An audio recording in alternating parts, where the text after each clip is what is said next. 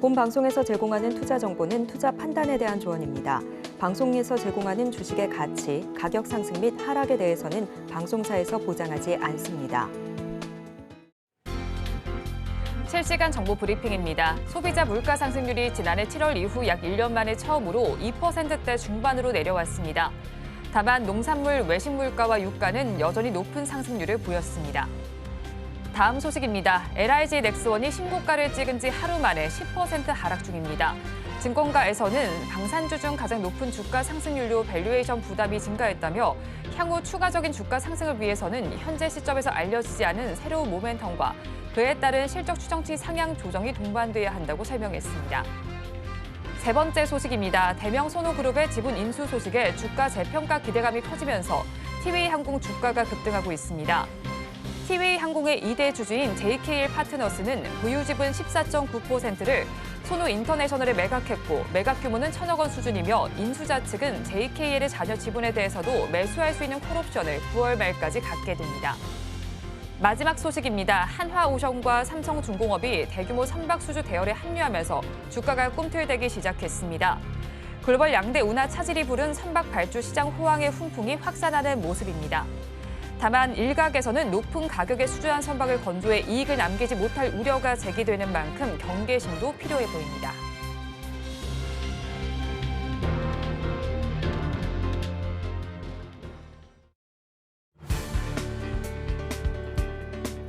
자, 오늘 장내 일장 일부 시황으로 문 열겠습니다. 미국 지표부터 살펴보도록 할게요. 간밤 있었던 미국 ISM 제조업 PMI가 48.5를 기록하면서 3개월 연속 둔화하고 있구나라는 것을 느껴갈 수가 있었습니다.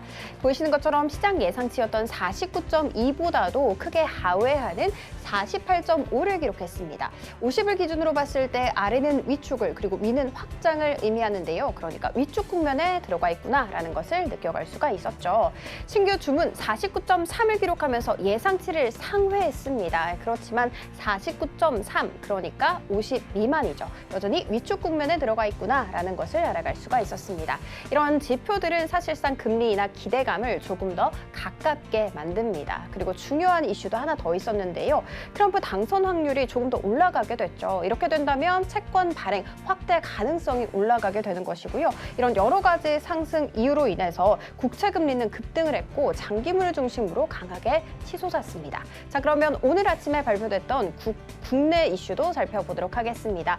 6월 소비자 물가 상승률이 전년 동월 대비해서 2.4% 상승한 것으로 나타났습니다. 이 수치는 11개월 내 최저치다라는 것을 알아갈 수가 있었는데요. 사실상 월별 동향을 살펴봤을 때 3월에 3.1% 그러니까 고점을 찍은 후에 계속해서 3개월 연속 2%대를 유지했습니다. 그리고 쭉 우하향을 하면서 2.4% 드디어 2%대 중반까지 오게 된 것입니다. 이렇게 물가 안정되고 있구나라고 정리를 할 수 있을 것 같습니다. 조금 더 디테일하게 살펴봤을 때 생활 물가 지수 그러니까 체감 물가라고도 불립니다. 소비자들이 굉장히 자주 구매하는 품목이 담겨 있기 때문인데요. 이 지수 같은 경우에는 2.8% 상승했습니다. 이 지수가 2%대 상승에 그친 것은 12개월 내 처음이라고 합니다. 그리고 신선식품 지수 밥상 물가다 그리고 또 장바구니 물가다라고도 불리는데요. 이 YOY를 기준으로 봤을 때 11.7% 상승한 것으로 나타났습니다. 이렇게 두 자릿수에서 계속해서 상승세를 보이는 게 벌써 9개월째라고 합니다. 반면에 MOM을 기준으로 했을 땐 5.4% 하락했다라는 점 체크해 주시기 바랍니다. 자, 품목별로 살펴보도록 하겠습니다. 농축수산물 쪽에 있어서 6.5% 상승한 것으로 나타났는데요. 여전히 또 사과와 배값이 문제였습니다. 특히 배 같은 경우에는 140% 가깝게 강하게 치솟는 움직임 가져가는데요.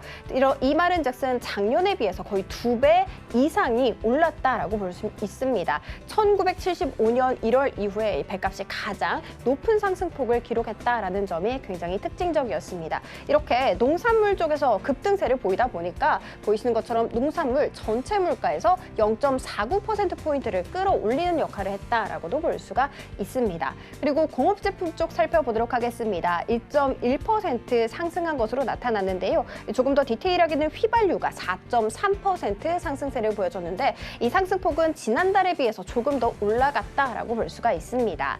앞으로 전망 어떨까 생각을 해봤더니 유류세 인하율이 축소된다고 합니다. 이달부터요. 그리고 중동 리스크도 계속해서 고조되고 있고 지속되고 있죠. 이런 여러 가지 이슈로 인해서 휘발유가 앞으로 상승폭 더 확대될 수 있을 것이다 라는 전망 나왔습니다. 자, 그러면 이런 상황 속에서 우리 시장 어떻게 흘러가고 있을까요? 트럼프 리스크 때문에 사실 강달러가 또다시 고개를 들고 있습니다. 우리 지금 원달러 환율 1,390원 목전에 두고 있는 이런 안 좋은 상황 속에서 우리 시장도 정말 좋지 않게 흘러가고 있는데요. 계속해서 저점을 낮추고 있는 안타까운 흐름입니다. 자, 일단 코스피부터 살펴보도록 하겠습니다. 코스피 약보합 출발했습니다. 그렇지만 계속해서 몸을 낮추는 안타까운 흐름입니다. 0.82%대 빠지고 있는데요. LIG 넥슨 오늘부터 계속해서 이름 많이 들여봤을 것 같습니다. 두 자릿수 급락을 면치 못했는데 증권가에서 투자 의견 하향 조정을 했기 때문입니다. 밸류에이션 부담이 굉장히 높다. 그뿐만이 아니라 현재 주가가 목표 주가보다도 더 높은 아이러니한 상황이 펼쳐지고 있다라는 것을 그 이유로 들었는데요. 앞으로 주가 상승 더 하기 위해서는 완전히 새로운 모멘텀이 있어야 한다라는 코멘트도 덧붙이기도 했습니다. 현대차, 기아 요즘 굉장히 흐름이 좋으면서 쌍두마차 역할을 잘 해주는데요. 오늘은 약세를 면치 못하는 안타까운 흐름 가져가고 있습니다. 차익 실현 매물도 나온 데다가 6월 자동차 판매량이 또 감소했다라는 소식이 그 영향을 준 것으로 풀이가 됩니다. 때문에 현대차, 기아 그리고 뿐만이 아니라 현대모비스 그리고 자동차 부품주 화신은 거의 10% 가깝게 급락세를 면치 못하고 있는 상황입니다. 그리고 네이버 같은 경우에는 정말 바닥이 어디인지 모를 정도로 계속해서 떨어지고 있습니다. 52주 신저가를 또다시 갈아치우는 안타까운 흐름 가져가고 있습니다. 자, 그러면 이어서 수급으로 이동해 보도록 하겠습니다. 오늘 기관과 외국인이 이렇게 보이시는 것처럼 동반 매도세를 펼치고 있습니다. 이 기관은 특히 금융투자를 중심으로 강하게 팔자세를 보여주고 있는데요. 현대차를 가장 많이 매도하고 있습니다. 자, 그리고 코스닥으로 넘어가 보도록 하겠습니다. 오늘 코스닥 약보합 출발했고요. 동일하게 계속해서 떨어지는 느낌 그리고 2% 넘게 지금 빠지고 있습니다. 840선이 깨진 채 지나가고 있는 모습인데요. 어제 2차전지 제약바이오의 상승은 정말 일장춘몽이었나라는 생각이 들 정도로 약세를 면치 못하고 있습니다. 에코프로 그룹주는 물론이고요. 알테오젠과 리가켄바이오 5% 가깝게 낙폭을 그리면서 지수 하방 압력을 더해주고 있습니다. 그리고 오늘 신규 상장을 알렸던 우주항공 관련주 이노스페이스는 상장 첫날임에도 불구하고 두 자릿수 약세를 면치 못하는 안타까운 흐름입니다. 자, 그리고 수급으로 이동해 보도록 하겠습니다. 어제 대비 모든 주체 손바꿈 일어났습니다. 이 기관과 외국인은 양시장에서 모두 다 매도세로 지금 포지션을 취하고 있는데요. 특징적이었던 것은 기관과 외국인이 가장 많이 파는 종목 탑3에 재룡전기가 들어가 있다라는 점 체크해 드리도록 하겠습니다. 그리고 미약하게나마 지금 불빛을 뽐내고 있는 것은 그래도 금융주 또 은행주이거든요. 은행주 한번 살펴보도록 하겠습니다. 섹터로 들어가 보도록 할게요. 이렇게 은행주가 주가 흐름이나 금리 방향에 무관하게 계속해서 편입해야 할 자산이다라는 증권가의 보고서가 오늘 아침에 나왔습니다. 그 이유를 한번 살펴봤더니 고든성장 모형으로 산출을 해봤던 이론적 PBR이 1에서 1.2배라고 합니다. 그런데 지금 현재 은행주의 실제 PBR은 0.35에서 0.56배밖에 되지 않습니다. 그러니까 이론가 대비해서 60%밖에 되지 않는다. 이것을 이유로 들었고요. 그리고 두 번째 이유, 이달 말부터 세법 그리고 상법 개정안이 상정될 것이다. 그렇기 때문에 이달 중순부터는 시세가 나올 것이다 라는 이유가 있었습니다. 그리고 많이 알고 계시는 것처럼 밸류업에 대한 관심은 계속해서 지속적으로 증가를 하고 있다. 이렇게 볼 수가 있습니다. 자, 이 와중에 또 은행주 어떻게 흘러가고 있는지 스탁 살펴보도록 하겠습니다. 오늘 KB금융 그리고 신한지주, 하나금융지주 이렇게 세 가지 종목은 은행주 중에서도 주주 환원 가능성이 높다라고 증권사의 보고서가 나왔습니다. 그래서 그래서 조금 강하게 상승 탄력 붙어가고 있는데요. KB금융 같은 경우에는 5% 넘게 치솟기도 했고 특히 이 종목 같은 경우에는 오늘 증권가 3곳에서 최선호주로 꼽았다라는 점 체크해 드리도록 하겠습니다. 반면에 카카오뱅크는 여전히 약세를 면치 못하고 있는 모습. 제주은행 같은 경우에는 오늘 장 초반에 12%까지 강하게 치솟았지만 지금 현재는 상승세가 조금 둔화되어 있는 모습입니다. 자, 이렇게 오늘장 한번 살펴봤습니다. 남은 오후장도 저희와 함께 하시면서 현명한 투자 전략 세워가시기 바랍니다. 시황센터 장은이었습니다.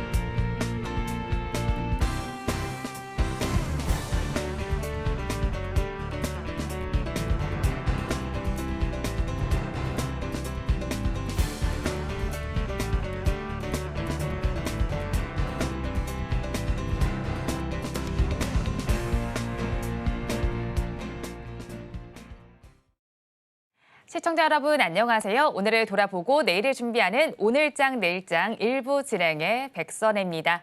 오늘 소비자 물가지수가 발표됐습니다. 2% 중반대로 나타나면서 3개월 연속 둔화하는 흐름이 나타났습니다.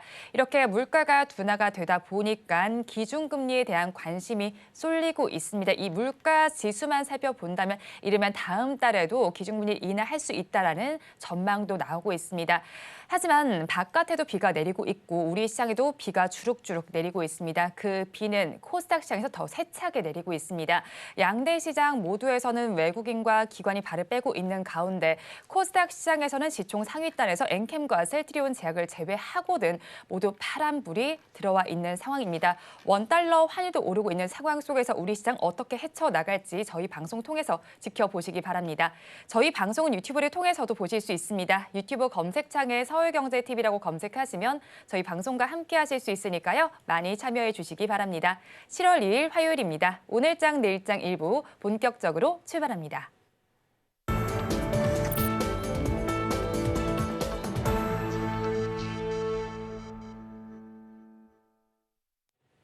오늘도 두 분과 함께 수익이 될 만한 뉴스를 꼽아서 전해드리겠습니다. 기업공시연구소의 변영인 대표, 루쿠투자연구소의 임순재 대표와 함께합니다. 어서 오세요. 네, 고맙습니다.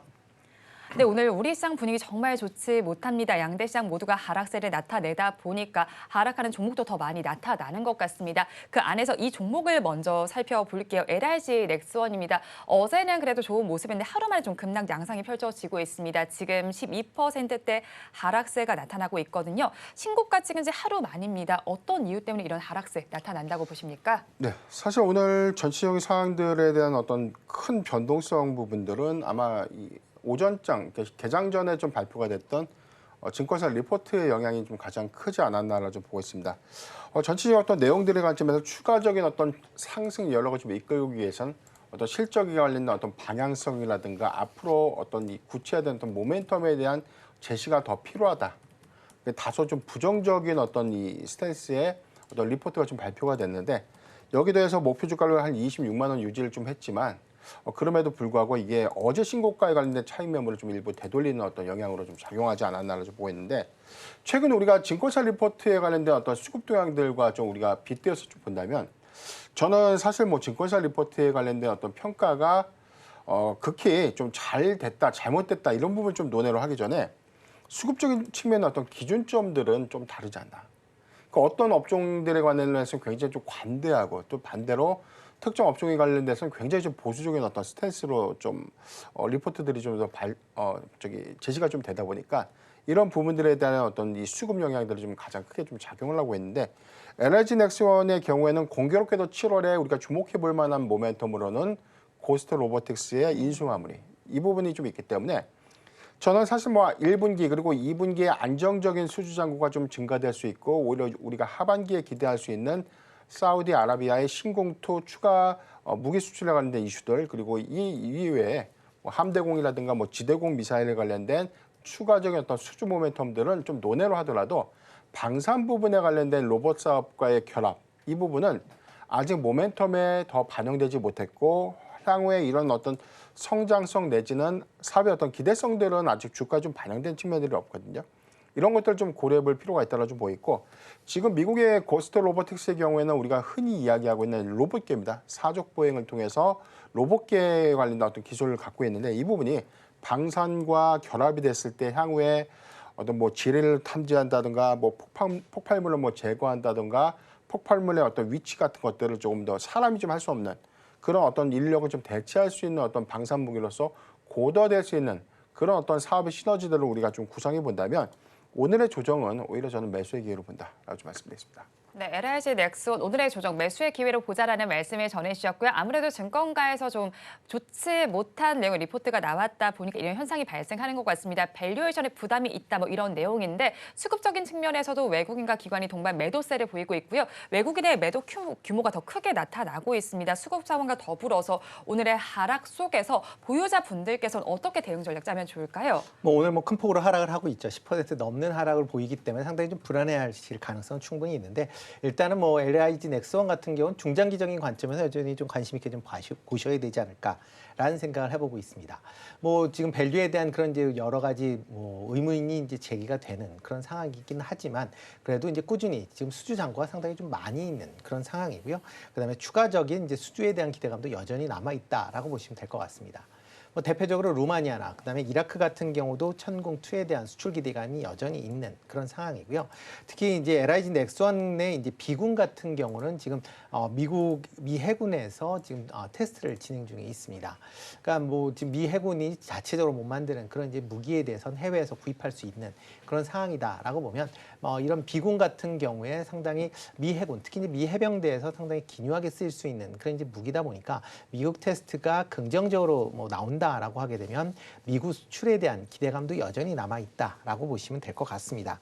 그렇기 때문에 뭐 지금 상황에서 그런 이제 기대감을 버리고 뭐 당장 뭐 밸류에 대한 부분 때문에 뭐 하락을 하기 때문에 판다라고 보기는 조금 어려울 것 같고요. 뭐 증권사가 뭐 지금 KB가 오늘 이제 일단 좀 부정적인 리포트를 냈지만 또 한투 증권에서는 또 긍정적인 리포트가 나왔습니다. 그러니까 각 증권사마다 아직까지는 좀 다양한 의견이 있다라는 점도 같이 주목해 보시면 좋을 것 같고요. 만약 주가가 큰 폭으로 뭐 지금 10% 정도 하락을 했는데 뭐 그동안 상승했던 거에 비해서는 뭐 오름폭이 그렇게 내림폭이 그렇게 크지는 않습니다. 그렇기 때문에 뭐 지금 상황에서 추가적으로 좀 더 하락이 있다 그러면 분할 매수 관점에서 접근해 보셔도 되지 않을까라는 생각을 해보고 있습니다. 네, 역시나 LG 넥스원 분할 매수 관점 접근을 해봐도 좋겠다라는 의견 제시해 주셨습니다. 다음으로 비만 치료제 관련된 이슈로 넘어가 보겠습니다. 비만 치료제도 계속해서 관심을 가져볼 만합니다. 제2의 화장품주가 되지 않을까라는 의견도 나오고 있는데 자, 그중에서도 펩트론의 경우에 상승세가 대단하고요. 일전에 대표님께서 짚어주신 이후로 목표가에도 도달한 모습이 나타납니다. 자, 지금의 흐름은 어떻게 보십니까? 예, 공교롭게도 우리가 지난 그 ADA 2024 미국의 당뇨병 학회에 관련된 이 일정 기대감들은 주가에 좀 뒤늦게 좀 반영된 측면들이 좀 있었어요. 그래서 여기서 공개된 초록의 경우에는 스마트 대포를 활용해서 동물 실험을 했는데 전체적인 어떤 체중 감량 효과가 25% 정도가 있었고 3개월간 그 효과가 좀 지속됐다는 부분들은 약 70% 정도에 대한 확인 효과가 있었다라는 초록이 좀 공개가 됐었기 때문에 향후에 이 회사가 보유하고 있는 장기 지속형 약물, 해당 약물을 그 약물에 대한 효과를 좀 더 장기간 좀 더 지속시키는 그런 플랫폼을 좀 보유하고 있는 이 기업에 향후 글로벌 빅파마들과의 어떤 라이선스 아웃 기대감들이 좀 더 크게 좀 부각되는 흐름들이었고요. 오늘도 52주 신고가 흐름 안에서 62,500원 좀 돌파를 했는데 사실 최근에 비만 치료제의 경우에는 글로벌 이 2세대 어떤 약물의 어떤 이 적응증 확대 부분, 그래서 뭐 비만 치료제에만 국한된 것이 아니라 심장 질환이라든가 뭐 심혈관 질환 같은 다양한 어떤 치료제로서에 대한 어떤 이 적용 관련된 어떤 연구 개발들이 좀 더 확장되고 있는 흐름들, 이 부분도 좀 주목을 해봐야 될 것 같고요. 오늘 전체적인 어떤 비만 치료제 섹터가 좀 더 강한 이유는 네. 지난해 이 보호 조치가 좀 만료됐던 1세대 약물, 노보노디스크의 삭센다 약물이 이제 곧 시밀러가 본격화된다. 그러니까 특허 보호 조치가 이제 어느 일정 기간이 좀 만료가 되면 해당 레시피가 좀 공개가 되는 것이거든요. 그래서 그 레시피를 바탕으로 더 싸고 더 효능이 좋은 약물을 빠르게 좀 공급할 수 있는 이 시장의 어떤 경쟁이 이미 시작이 됐다는 것들을 의미하기 때문에 해당에서는 지금 2세대 그리고 3세대 약물에 대한 출시를 가져가고 있는 뭐 빅파마들, 그다음에 최근에 뭐 한국의 어떤 비만 치료제 관련된 파이프라인을 좀 보유하고 있는 기업 이외에 지금 뭐 1세대 약물의 시밀러에 이제 막 진입을 하려고 하는 기업들의 주가 흐름들이 좀 더 양호하게 이어지고 있지 않나라고 좀 보고 있습니다. 네, 1세대 약물들의 주가 흐름이 조금 더 양호하게 이어진다라고 말씀을 전해주셨고요. 비만 치료제 섹터 오늘도 강세 흐름을 보이는 가운데 어제는 인벤티지 랩이 상한가를 기록하더니 오늘은 대봉 LS가 가장 상위단에 위치를 하고 있습니다. 이렇게 비만 치료제 내에서도 종목별로 순환매가 계속해서 일어나게 될까요? 우리가 좀 주목해봐야 될 것들은 차별해요. 그러니까 1세대 같은 경우는 이미 공개된 레시피를 갖고 매일 맞아야 되는 비만 치료제를 값싼 가격으로 공급을 한다면 오히려 이제 이 부분에 관련된 시장성은 일부가 좀 있고요. 다만 우리가 일주일에 한 번만 맞아도 되는 비만 치료제가 좀 더 보편화되고 이게 가격 경쟁력이 더 주면 굳이 1세대 약물을 택할 이유가 없는 것이죠. 그런데 우리가 3세대 약물까지 우리가 고민을 해보면 이제 맞는 주사가 너무 아프고 귀찮다 보니까 이제 뭐 먹는 이 비만 치료제라든가 이렇게 붙이는 패치형 비만 치료제로서 임상 실험이 어떤 고도화가 되고 있고 이 부분에 관련된 어떤 제형 효과들은 계속해서 현재 임상 1상과 2상들을 현재 좀 추진하고 있기 때문에 개별적인 흐름으로 우리가 좀 봐야 되고요. 전체 시장의 관점에서는 1세대 약물은 트레이딩 관점에서 접근은 좀 유효하다. 다만 우리가 2세대 이상에 관련된 어떤 연구 개발을 하고 있는 이런 기업들은 임상 성과를 좀 주목을 해야 될 임상 성과를 좀 주목해야 될 것이기 때문에 차별화 전략이 좀 더 필요하지 않나 좀 보고 있습니다. 네, 1세대 약물이냐, 2세대 약물이냐에 따라서 전략을 좀 다르게 가져가셔야 할 것 같습니다.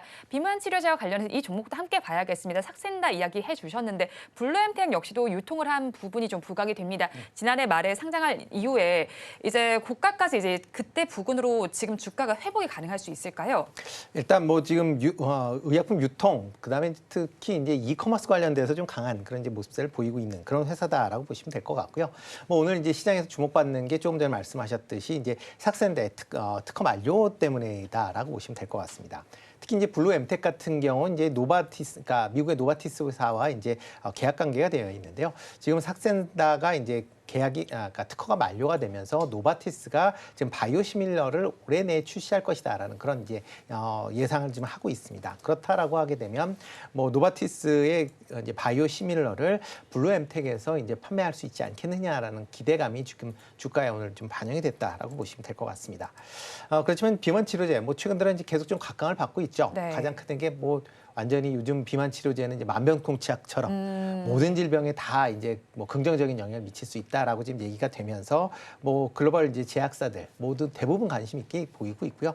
국내 회사 같은 경우도 뭐 한미약품을 비롯해서 여러 회사들이 지금 관련된 이제 기술에 대해서 시장에서 주목을 하고 있다라고 보시면 될 것 같습니다. 그렇지만 이제 지금 최근에 이제 주가가 이제 강한 그런 모습을 보이고 있는 뭐 펩트론 같은 경우도 글로벌 빅파마에 대한 그런 이제 플랫폼 수출에 대한 그런 기대감이 지금 주가에 반영됐듯이 이런 이제 기술이 갖고 있는 회사들이 해외 수출이 되느냐 안 되느냐에 대한 부분을 조금 더 관심 있게 좀 보셔야 되지 않을까 싶고요. 그 외의 종목들은 아직까지는 좀 단기 트레이딩을 하시는 쪽으로 보시는 게 어떨까 싶습니다. 뭐 대표적으로 지금 블루엠텍 같은 경우도 오늘 지금 큰 폭으로 상승은 하고 있지만 일단 그 삭센다가 뭐 지금 뭐 팔리고 있는 상품이다라기보다는 뭐 지금 전 세대의 지금 비만 치료제입니다. 특히 지금 뭐 미국에서 선풍적인 인기를 갖고 있는 위고비 같은 경우도 국내 FDA 국내 이제 식약처의 이제 승인을 지금 받은 상황이고 출시를 앞두고 있는 상황입니다. 만약 그렇다라고 하게 되면 이런 뭐 위고비가 나온다라고 하게 되면 다른 유통체인에서 또 판매가 될 걸로 보여지니까요. 그렇다라고 하게 되면 그런 이제 기대감이 실적으로 연결이 될 수 있는지 없는지는 약간은 좀 퀘스천일 수 있기 때문에 그런 점을 확인하시기 전까지는 단기 트레이딩 관점으로만 접근하시는 게 어떨까 싶습니다. 네, 일단 블루 엠텍 관련해서 단기 트레이딩 관점으로 접근을 해보시면 좋겠습니다. 이어서 티웨이 항공 그리고 티웨이 홀딩스 이야기로 넘어가 보겠습니다. 대명 소노그룹에서 지분 인수 소식이 들어와 있습니다. 자, 그럼 인수 소식 이후에 급등 양상을 보이다가 오늘 변동성이 계속해서 나타나고 있습니다. 종목의 흐름은 어떻게 보셨습니까? 전체적인 기대감들은 좀 수반하고 있는데 아직 뭐 매각이 확정된 것들은 아니고 추정입니다. 지금 티웨이항공의 2대 주주가 전체 지분을 이 대명 소노그룹에 좀 매각을 했다. 그리고 그 금액이 약 1,000억 원대로 좀 추정이 좀 되고 있고요. 전체 이 부분을 이 티웨이항공의 어떤 가치로 좀 환산했을 때 약 7,000억 원 7,000억 원 정도의 이 기업 가치로 좀 추산되고 있기 때문에 높은 프리미엄을 주고 지분을 일부 인수했던 이 부분을 해석하는 부분들이 티웨이 홀딩스로 하여금 경영권을 좀 매각하는 것이 아닌가라는 어떤 흐름으로 좀 이해하고 있는데 아직 뭐 사측이 뭐 관련된 어떤 내용들에 관해서 뭐 공식적인 어떤 입장을 좀 표명하거나 이런 것들은 좀 아니기 때문에 이 부분은 조금 더 주목해 볼 필요가 있다라고 좀 보고 있고요. 전체적으로는 9월까지 나머지 잔여 지분 뭐 11.9%에 관련된 콜옵션을 좀 행사할 수 있다는 부분들은 전체 지분이 약 26% 정도를 이 대명 소노그룹이 좀 이수하게 되는 것이거든요. 네. 이 부분을 갖고 티웨이 항공의 뭐 전체적인 지배권을 좀 장악했다로 좀 보기는 어렵지만 전반적인 어떤 이 레저 사업과 항공 사업과의 어떤 시너지들을 좀 더 네. 고려해 봤을 때는 오히려 이 매각이 관련된 어떤 기대감들이 한 번쯤 부각이 된다면 티웨이 홀딩스의 이 주가가 좀 단기적으로는 좀 상승할 수 있는 흐름으로 좀 이어지지 않겠나라고 좀 보고 있습니다. 다만 오늘 주가의 흐름들을 좀 보면요. 오늘 가격 16.9%까지 상승하고 난 이후에 일부 차익분을 좀 되돌리는 흐름들 이 부분은 단순한 어떤 이 매각에 관련된 기대감들이 일종의 설로 움직여졌다라고 좀 보고 있고요.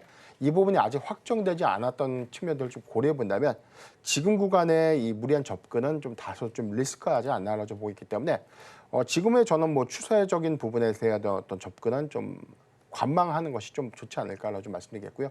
보유자는 오히려 해당 이슈가 좀 더 부각이 되고 매각에 관련된 어떤 구체적인 일정들이 좀 만약에 결정이 된다면 오히려 그 기대감으로 인해서 주가가 단기간 상승할 수 있다는 점을 우리가 좀 고려해 볼 필요가 있다라고 좀 말씀드리겠습니다. 그런데 이제 사실 뭐 티웨이 항공, 티웨이 홀딩스 같은 경우에 오늘 뭐 인수 소식으로 뭐 급등락 보인 것도 맞지만 사실 여름 휴가철도 다가올 만큼 네네. 항공주 전반에 대해서 관심을 가져봐도 괜찮지 않을까요?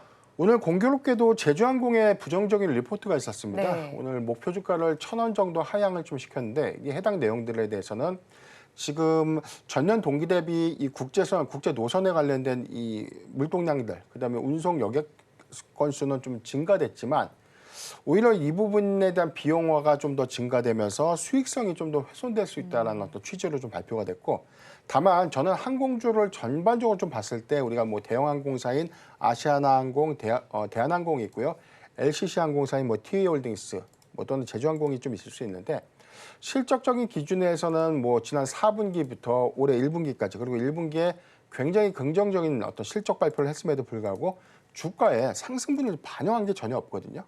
그런데 굉장히 어떤 노이즈 이슈 안에서 주가가 계속해서 좀 못 오르고 있는 어떤 상황이고 2분기에 부정적인 이슈가 좀 더 부각된다고 하더라도 가장 큰 수급이 반영되지 못했던 이유는 실적도 아니고 업황에 관련된 오르감도 아닙니다.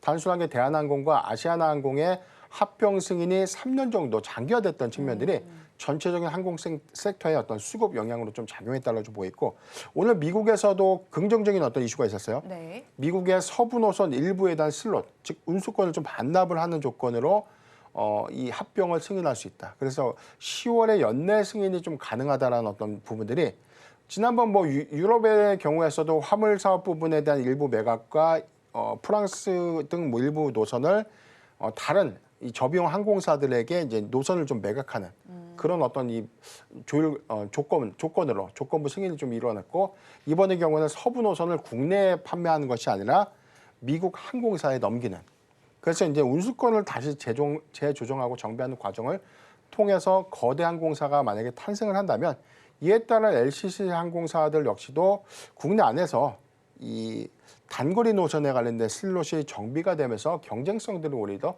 좀 확장될 수 있지 않을까라고 좀 보기 때문에 오히려 저는 상반기보다 하반기에 좀 더 기대 요인이 크지 않을까라고 좀 보고 있습니다. 네, 항공주들 하반기에 조금 더 기대 요인이 크다라는 의견 한번 참고해 보시기 바랍니다. 자, 그리고 오늘 시장은 대체로 약세를 보이고 있는데 금융주 단에서는 강세가 나타납니다. 그 안에서도 KB금융을 살펴보니까요. 증권가 세 곳에서 최선호주로 꼽기도 했고 오늘 52주 신고가 흐름을 달리고 있습니다. 자, 이유부터 한번 짚어봐야 할 것 같은데요. 네, 뭐 가장 큰 게 이제 2분기 실적이 상당히 좋을 것이다라는 이제 기대감이 지금 반영이 되고 있다라고 보시면 되겠습니다. 뭐 금융주 같은 경우 대부분 이제 홍콩 ETF 관련돼서 지금 뭐 손실이 좀 발생이 되지 않을까라고 지금 예상을 하고 있는데 뭐 그거는 실적 영향이 상대적으로 좀 미미하게 미칠 것이다라는 이제 시장 기대치가 있다라고 보시면 될 것 같습니다. 뭐 여기에 이제 주주 환원척에 대한 이제 기대감도 여전하다라고 보시면 되는데요. 지금 뭐 PBR이 이제 0.55배, 그다음에 12개월 PBR이 0.55배, 그다음에 12개월 예상 PER도 이제 6.2배 수준입니다. 그러니까 전반적으로 금융주들이 좀 낮게 지금 잡혀 있다라고 보시면 될 것 같고요.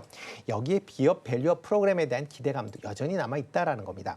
특히 이제 7월 말에 세법, 그다음에 상법 개정안이 발표될 예정입니다. 물론 해당 관련된 내용들이 국회를 통과해야 된다라는 뭐 전제 조건이 있긴 하지만 이런 세법이나 아니면 상법 개정안을 통해서 정부의 기업 밸류업 프로그램에 대한 그 활성화 가 이제 예상이 된다라고 보시면 될 것 같고요. 특히 이제 지금 얘기가 나오는 여러 얘기 중에서는 이제 배당 소득에 대한 분리과세, 그다음에 배당 소득세율에 대한 조정이 지금 예상이 되고 있는 그런 상황이고요. 그리고 이제 배당을 이제 많이 하는 그런 기업에 대해서는 법인세 과세 표준 기준을 좀 낮추겠다라는 형태로 배당을 확대하겠다라고 지금 얘기들을 하고 있습니다. 그렇다라는 관점에서 본다라고 하게 되면 금융주 관련돼서는 현재 많은 영업이익이 나오고 있기 때문에 그거의 상당 부분을 배당할 수 있는 여력으로 남겨놓을 수 있는 거고요. 그렇게 배당이 증가한다라고 하게 되면 기업 밸류업 측면에서 보면 상당히 주가에도 긍정적인 영향을 미칠 수 있다라는 관점에서 보셔야 되지 않을까 싶습니다. 네, 앞으로 주가에 긍정적인 영향을 미칠 요인이 있는 만큼 한번 체크를 해보시기 바랍니다. 이어서 원픽 종목 바로 넘어가서 살펴보겠습니다. 임 대표님 종목 먼저 알아볼까 하는데요.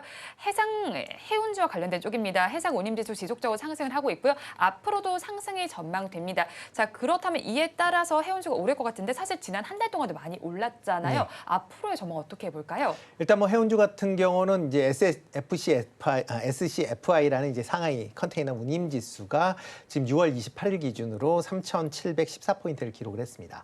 지금 뭐 주간 단위로 지금 발표가 되고 있는데 12주 연속 지금 상승세가 이어지고 있다라고 보시면 될 것 같습니다.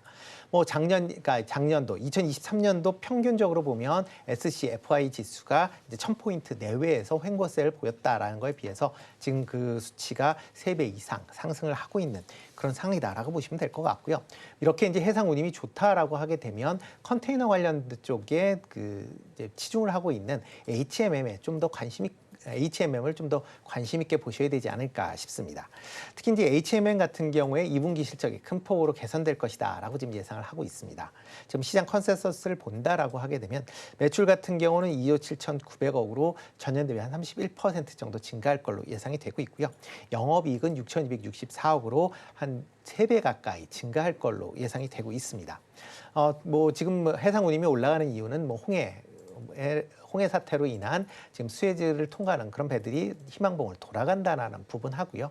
그다음에 파나마 운하의 가뭄으로 인해서 입출할 수 있는 그런 이제 선박이 많이 이제 줄었다라고 보시면 될 것 같습니다. 그러다 보니까 이런 배가 장기간 동안 해상에 있어야 되다 보니 관련된 해상 운임 상승세가 좀 이어지고 있다라고 보시면 될 것 같고요. 수에즈 운하나 그다음에 파나마 운하의 문제가 쉽게 해결될 사항은 아니기 때문에 이런 해상 운임의 상승세는 좀 하반기까지 좀 더 이어질 가능성은 충분히 있다라고 생각을 하고 있습니다.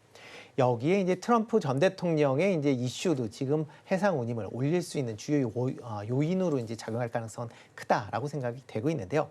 특히 트럼프 대통령이 이제 취임을 한다라고 하게 되면 지금 계속 얘기하고 있는 게 관세를 올리겠다라고 얘기를 하고 있습니다. 특히 대중국 관세 같은 경우는 뭐 60%대로 올리겠다라고 이제 얘기를 하고 다닐 만큼 중국에서 이제 미국으로 들어오는 여러 이제 물량에 대해서 제재를 가할 가능성은 있다라고 보여지고요. 만약 그렇다라고 하게 되면 왜냐하면 일반 유통업체들 입장에서 보면 트럼프 대통령이 당선되기 이전에 관련된 물량을 중국에서 미국으로 이제 빨리 이제 운송을 해야 되니까 그런 관점에서 해상 물류에 대한 그런 규모도 커질 수 있다라는 점도 같이 좀 주목해서 보시면 좋을 것 같고요.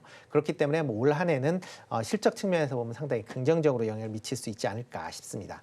뭐 최근 이제 외국인들이 최근 한 달 동안 한 280만 주 가까이 지금 순매수할 만큼 꾸준히 지금 순매수를 하고 있다라고 보시면 좋을 것 같고요. 뭐 이에 따라서 주가도 지금 뭐 4월 뭐 중순에 14,000원대에서 지금 꾸준하게 상승세를 보이고 있는 그런 상황입니다.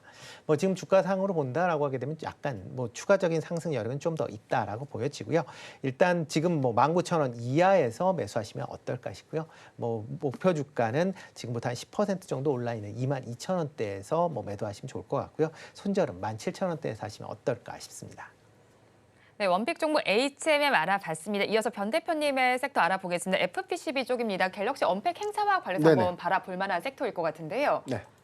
저는 인터플렉스를 좀 준비를 했고요. 연성회로 기판, 즉 FPCB를 좀 주력으로 좀 하고 있는데 지난해 CES 2024에서 이 갤럭시 링에 관련된 상세 스펙이 좀 공개된 이후에 주가 좀 급등을 한 이력이 있었습니다. 그래서 단기 고가가 지난 1월 30일 22,050원이었고요. 이후에 조정을 좀 받았다가 최근에 다시금 이 갤럭시 언팩 행사에 관련된 갤럭시 링 출시 일이 임박해지면서 기대감도 좀 더 부각되는 모습을 좀 보이고 있는데 오늘의 주가는 마이너스 9.1%, 14,580원.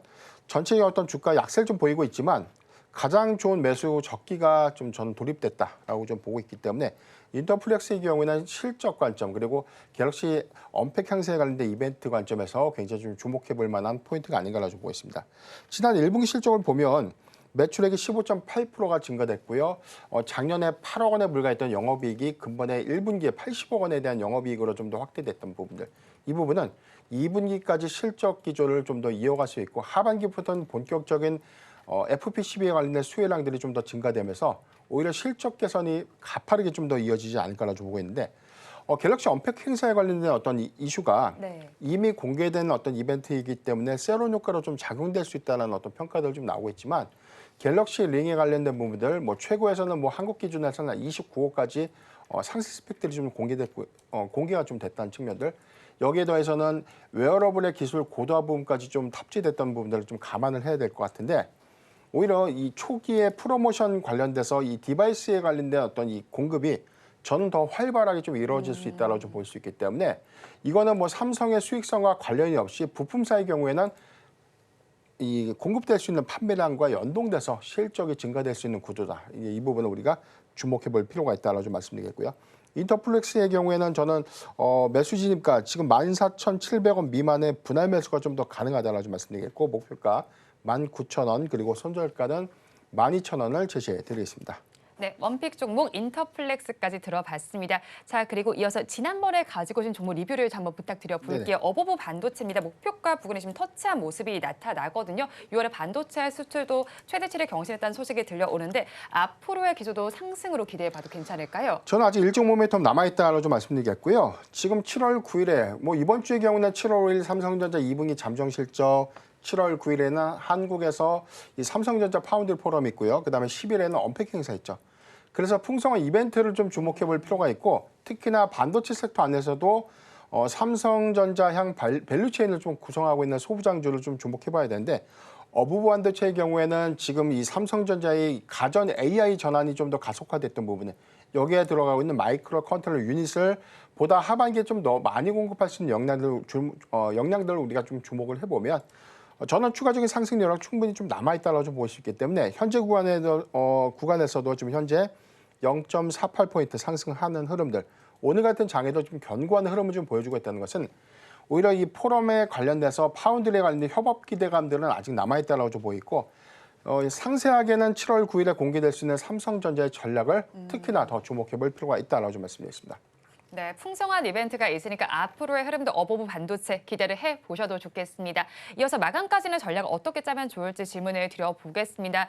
지수가 지금 하락세를 보이고 있고 특히나 코스닥 지수가 많이 밀리고 있다 보니까 이제 시청자분들께서도 고민이 굉장히 많으실 것 같거든요. 마감까지는 어떻게 전략 짜가면 좋을까요? 일단 외국인들의 이제 매도세가 계속 좀 이어지고 있는 그런 상황이고요. 뭐 이게 뭐 국내적인 뭐 이슈다라기보다는 이제 글로벌 이슈가 좀 더 크게 영향을 미치고 있다. 대표적으로 지금 트럼프 전 대통령의 이제 재집권에 대한 그런 이제 이슈가 좀 뭐 본격화된다라고 보시면 될 것 같고요. 여기에 이제 엔화 약세에 대한 부분도 지금 국내 증시에 좀 부정적으로 영향을 미칠 수밖에 없습니다. 특히 국내 수출주 같은 경우는 일본과의 경쟁하는 제품들이 많기 때문에 엔화 약세가 계속 지속이 된다라고 하게 되면 국내 기업들의 수출 경쟁력에 대한 그런 우려가 다시 불거질 가능성은 있다라고 보여지고요.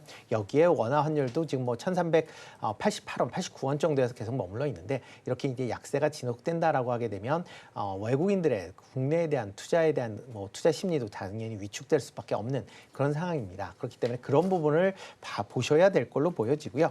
다만 지금 상황에서는 뭐 단기적으로 뭐 이런 이제 출렁거림은 좀 있을 걸로 예상은 되고 있지만 그래도 뭐 국내 기업 측면에서 본다라고 하게 되면 수출이 호조되는 그런 기업 중심으로는 여전히 관심을 가지셔야 될 걸로 보여지고요. 만약 낙폭이 커진다라고 하게 되면 최근에 움직였었던 뭐 화장품이나 음식료, 전력기기, 그다음에 반도체와 같은 그런 이제 계속 그 매수세가 있었던 종목 중심으로는 다시 순환매가 돌 가능성은 있으니까 그거에 대비해서 투자를 하시는 게 어떨까 싶습니다. 네, 대표님 그럼 수출이 호조되는 종목군을 중심으로 본다라고 하면 반도체가 계속 좋았잖아요. 뭐 반도체 위주 혹은 또 화장품이나 뭐 미용기기 이런 쪽으로 저희가 계속해서 관심 가져보면 될까요? 네, 일단 뭐 소비재 관련된 쪽은 뭐 여전히 좀 관심 있게 보셔야 되지 않을까 싶고요. 반도체 같은 경우도 뭐 엔비디아 때문에 좀 출렁거림은 좀 있습니다. 그렇지만 AI 열풍이 계속 지속이 될 가능성은 충분히 있다라고 보여지고요. 여기에 최근 들어 이제 중국 같은 경우도 제조업 경기가 조금씩 살아나면서 이제 그 스마트폰이나 아니면 일반 이제 그 전자기기에 대한 수요가 생산이 좀 조금씩 증가하고 있습니다. 그렇다라고 하게 되면 반도체 수요도 증가할 수밖에 없기 때문에요. 뭐 반도체 관련된 기업들 여전히 관심 있게 좀 보셔야 되지 않을까 싶습니다. 네, 역시나 반도체 관련된 기업들 한번 살펴보자라는 의견을 제시해 주셨습니다. 대표님께도 마감까지 전략 한번 여쭤보겠습니다. 지수가 하락세를 보이고 있고요. 역시 수급 양상 역시도 외국인 기관 계속해서 팔고 있습니다. 개인 투자자분들은 어떻게 대응하면 좋을까요? 우선 우리 증시 역시도 지금 2분기 어닝 시즌을 좀 더 준비해야 되는 관점. 그래서 지금 낙폭 조정이 좀 더 크다는 부분들은 우리가 1분기 실적 기조에서 확인했던 것처럼 실적 성장이 좀 더 확연한 종목들. 그래서 우리 뭐 조선이라든가 방산, 자동차, 반도체, 뭐 화장품 섹터들의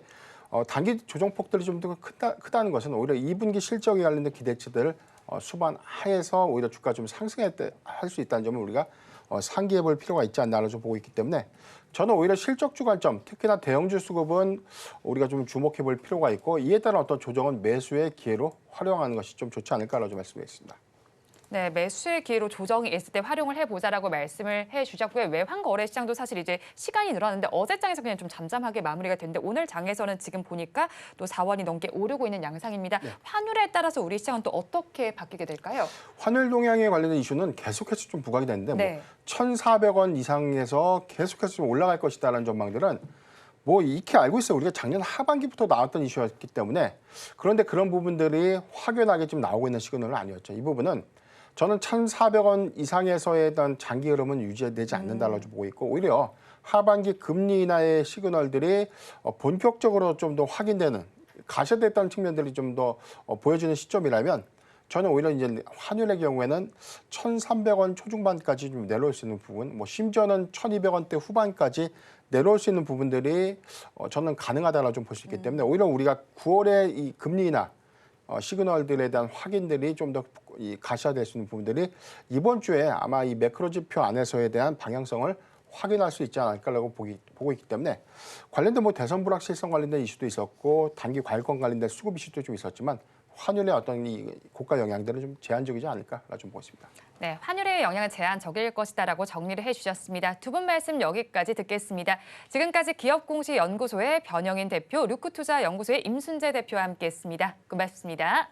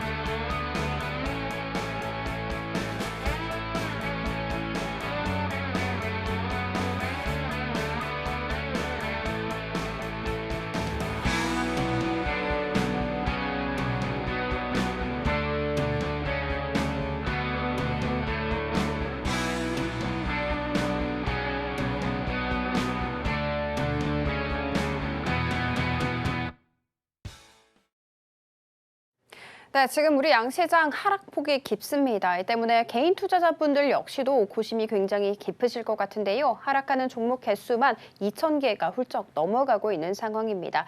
이런 흐름 속에서도 더 강하게 부각받고 있는 종목들 궁금하다 하시는 분들은 매일 아침 서울경제TV AI 세나의 포착 종목 확인하시고 현명한 투자 전략 세워가시기 바랍니다. 자, 그러면 첫 번째 종목부터 열어보도록 하겠습니다. 오늘의 첫 번째 종목은 바디텍 매드입니다.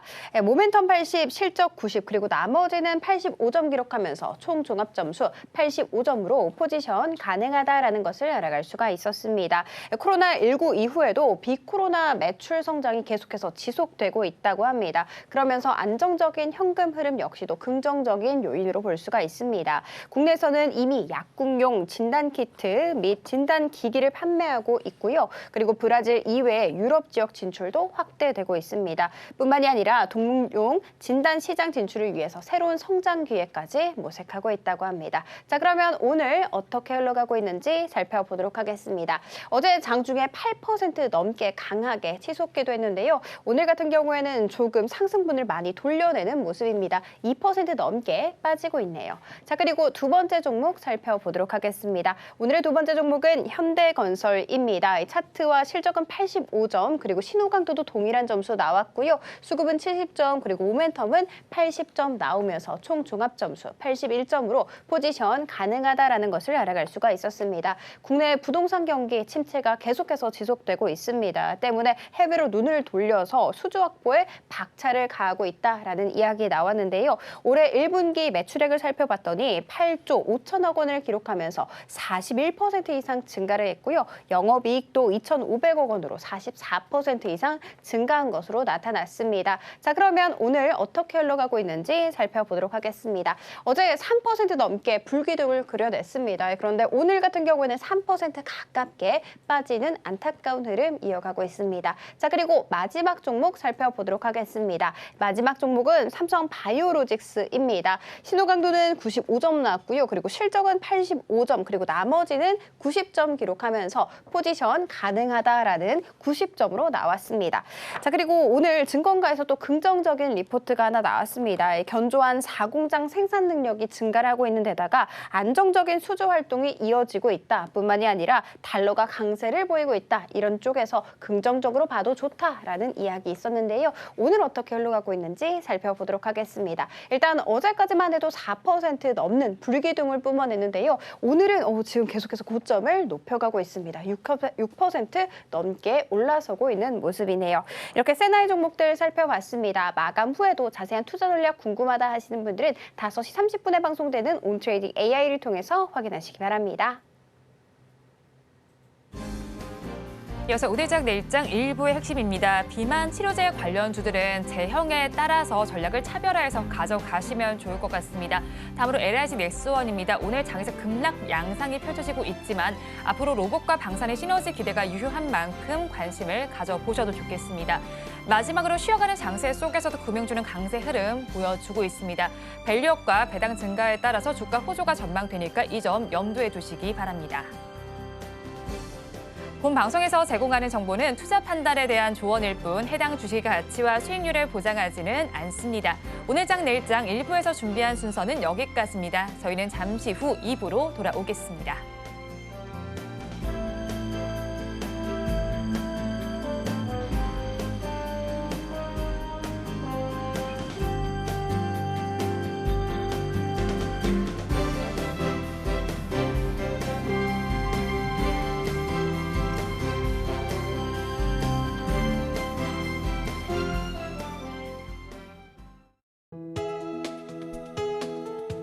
본 방송에서 제공하는 투자 정보는 투자 판단에 대한 조언입니다.